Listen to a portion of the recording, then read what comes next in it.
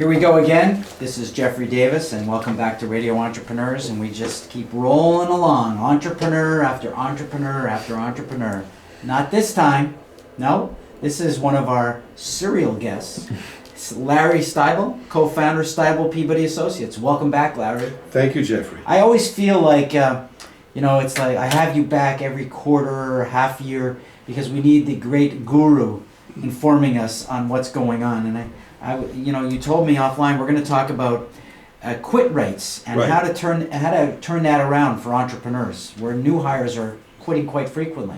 Yeah, there was a study that was done by a software company, and they found that 30% of new engineers that are hired quit within 90 days. And I started asking around, are you finding this? And different industries are going to be different, but 90 days seems to be kind of a key time where if it's a bad fit, people are going to leave 90 days or earlier.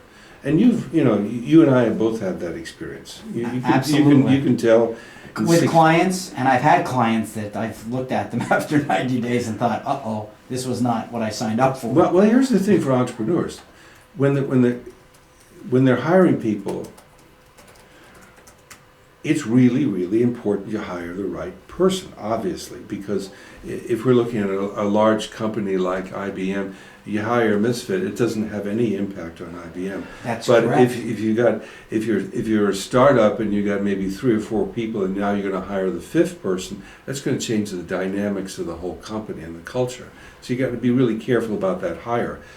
But I find entrepreneurs, when they're thinking about it, I got to reduce my recruitment costs. How do I reduce my recruitment cost? What I'm thinking is, it's the wrong measure. It's not about the cost of recruitment.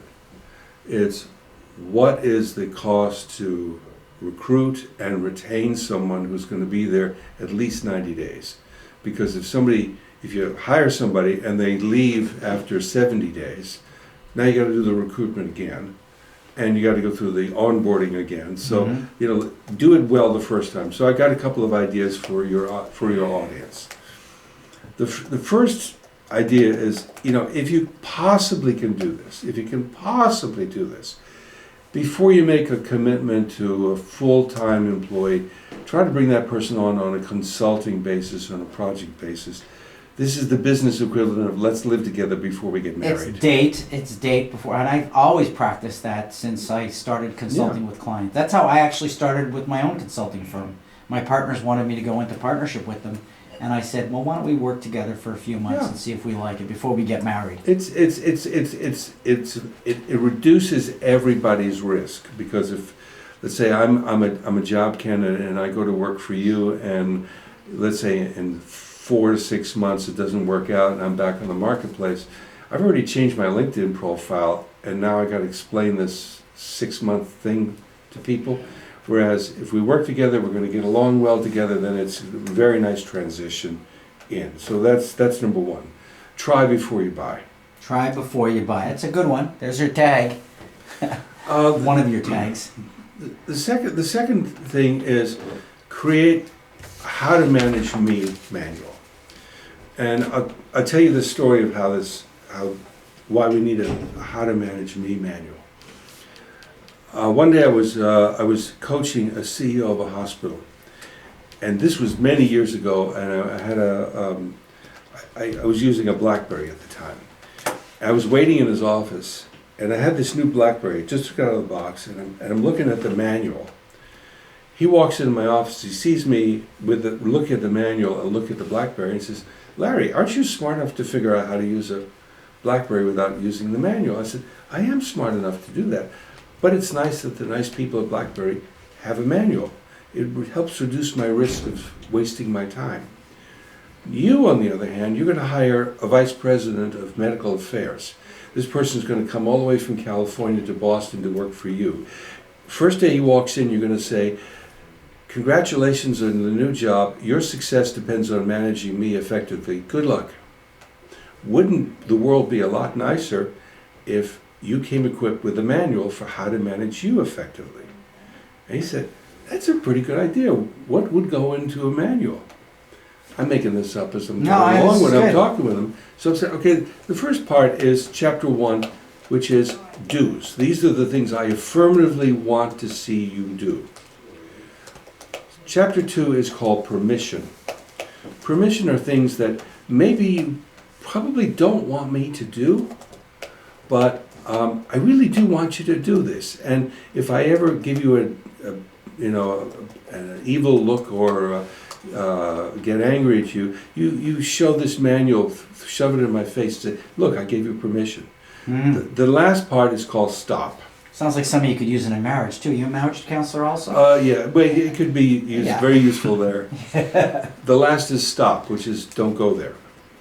So let me give you. I tried that. Doesn't work. Let me give you. We're not talking about marriages.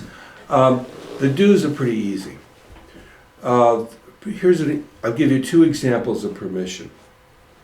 I'm working now with an entrepreneur, and he's got attention deficit disorder, and he's always That's 50% of all entrepreneurs. Okay. yes, that's At right. least. Yes. Okay. And so he's always got things going on at the same time. Is he talking about me? No, I'm not. But so what will happen is you're talking to him, and he's looking at his watch or he's looking at his computer. He's playing with his dog, and the permission is, hey, I like to have many things going on at the same time. It stimulates my creativity. I understand if you find it. That's a great rationalization. I'm going to use that. Yeah. I understand if you may find that disconcerting, and you have my permission to tell me to stop it. That's correct. You have to empower the other person. But I also believe that people with ADD can learn to concentrate They can. and have social skills. That's another. It can't be an excuse for not having social skills. Yeah. So let me go back to my physician CEO. This is a guy, he's a doctor, he wears a white coat wherever he goes. And he loves to tell stories. The problem is, when you get to a certain age, you begin repeating the same stories. And you forget you told the same stories. Yes. But because he's dealing with a group of subordinates, they don't feel comfortable to interrupt this doctor and say, I've heard this story before, it's boring, can we move on? So he wrote the following permission in his How to Manage Me manual. I tell stories because I think it's a useful way for you to learn. I don't tell stories because I enjoy telling stories. If you've heard this story before, stop me. If you think I say that all the time to clients.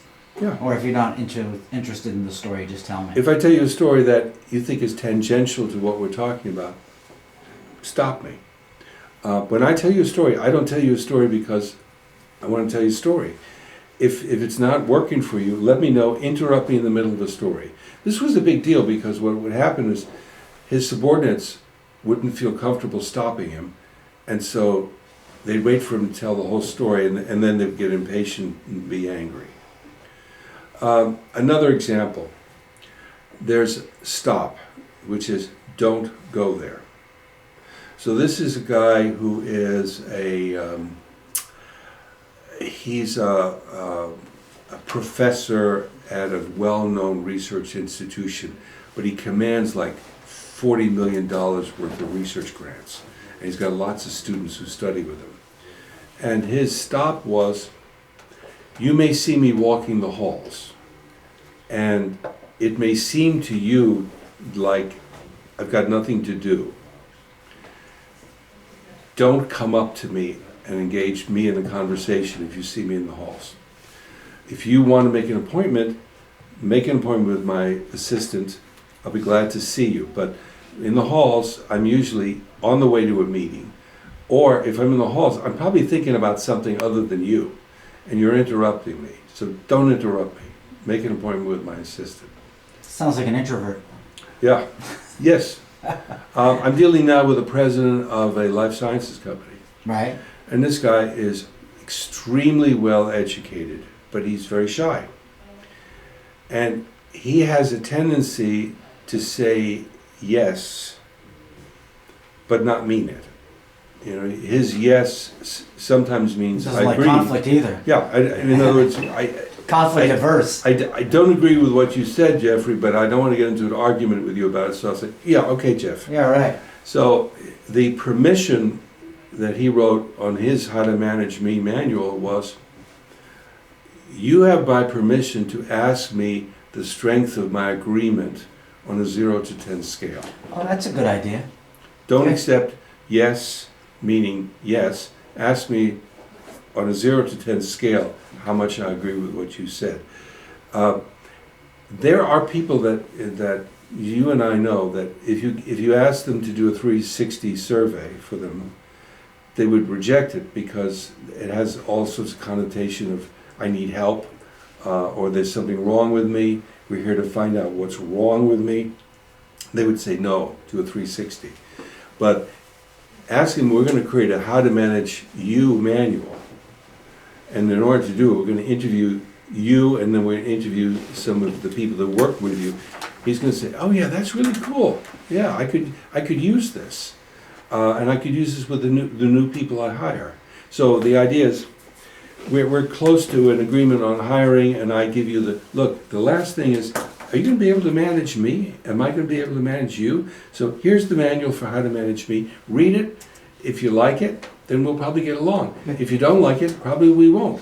And by the way, Jeffrey, could you write a How to Manage Jeffrey manual? Because part of my success is managing you effectively. So Only one person does that. I'd like to reduce my risks and uncertainty. Can you write a one for me?